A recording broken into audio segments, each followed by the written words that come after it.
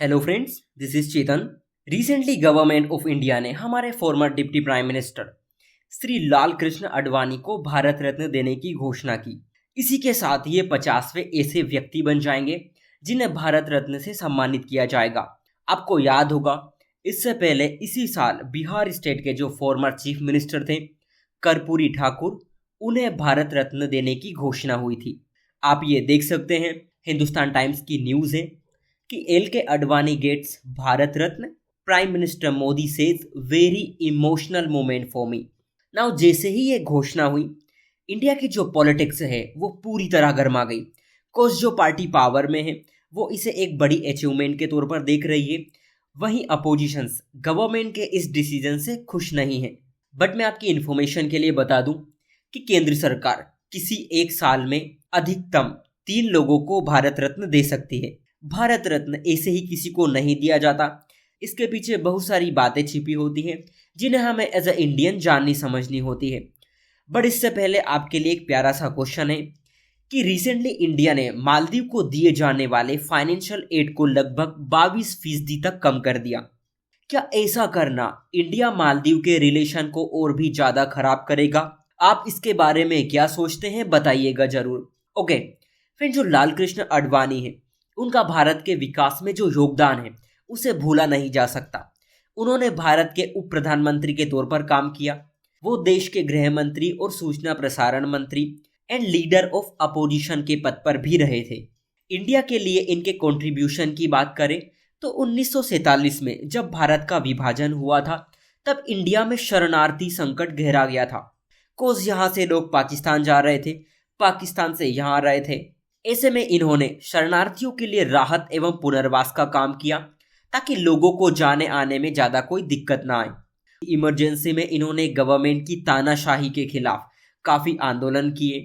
जब वे इंडिया के information and broadcasting minister थे, तब उन्होंने अभिव्यक्ति एवं प्रेस की स्वतंत्रता के लिए काफ़ी काम किया, क्योंकि आपातकाल के टाइम जनसंचार के जो माध्यम थे उनका बुरी तरह से दुरुपयोग किया गया था एंड वे नहीं चाहते थे कि दोबारा इस तरह की हरकतें हों। और इसीलिए उन्होंने आपत्तिजनक सामग्री के प्रकाशन की रोकथाम अधिनियम को निरस्त करवाया। संसदीय कार्यवाही में प्रकाशन का जो संरक्षण अधिनियम है उसे बहाल करवाया। इन्होंने इस बात पर जोर दिया कि आकाशवाणी और दूरदर्शन की संस्थागत स्वायत्तता बनी रहे। इनकी कुछ बुक्स हैं जैसे कि द पीपल बिट्रेड, ये उस समय की राजनीति में उतार चढ़ाव को दर्शाती है। वहीं इनकी एक और बुक है माई कंट्री माई लाइफ, जो कि एक देश के अंदर एक व्यक्ति की जिंदगी कैसी होती है और कैसी होनी चाहिए उस पर बेस्ड है। आपको पता होगा कि ये वही व्यक्ति थे जो राम जन्मभूमि अभियान को लीड कर रहे थे। अटल बिहारी वाजपेयी के टाइम इनके पास प्राइम मिनिस्टर बनने का मौका था, बट वो अपने एथिकल प्रिंसिपल के चलते पीछे हट गए।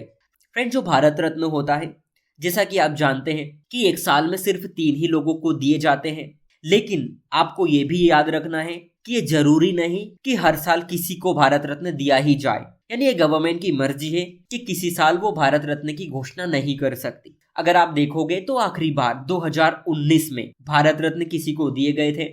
फॉर एग्जाम्पल, नानाजी देशमुख को मरणोपरांत समाज सेवा के क्षेत्र में भारत रत्न दिया गया था। 2019 में ही डॉक्टर भूपेंद्र हजारिका को कला क्षेत्र में भारत रत्न से सम्मानित किया गया था। वहीं भारत के पूर्व राष्ट्रपति प्रणब मुखर्जी को अपने लोक कार्य के लिए भारत रत्न दिया गया था। भारत रत्न से सम्मानित व्यक्ति को एक सर्टिफिकेट और एक मेडल दिया जाता है, लेकिन ध्यान देने वाली बात यह है कि कोई धनराशि इसमें नहीं मिलती।